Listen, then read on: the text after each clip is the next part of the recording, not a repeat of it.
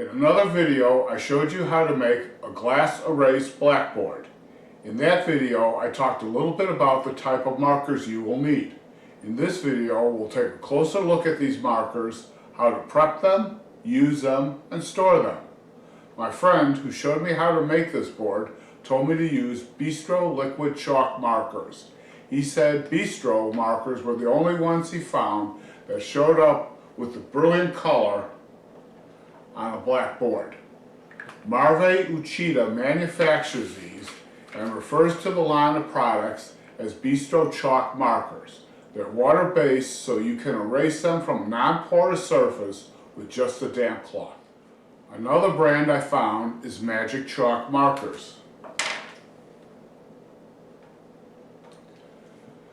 They work just as well. These markers are from a company in Missouri called Cotton Creek. Not all markers work. Crazy art markers are also chalk markers. But as you can see, the color does not show up. It is not opaque. When researching this type of product, opaque is used to describe the marker's effect as opaque, non-see-through. You can see here on the Magic Chalk markers is labeled as opaque. On the Marve site, the word opaque is used in the description of the Bistro products. Both these products are liquid chalk markers. For these type of markers to work, you have to prime them. After you take your marker out of the package, shake for a good 30 seconds. When you're done, remove the cap. We then press the tip onto a piece of scrap paper until the tip disappears.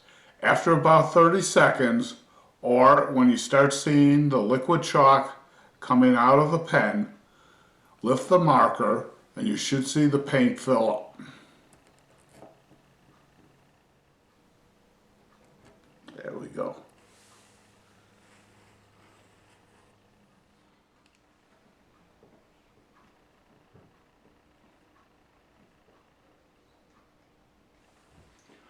Use light pressure when writing or drawing with these markers, and I find they work better on a vertical surface. When I use them on a flat surface, I sometimes get more paint than I want.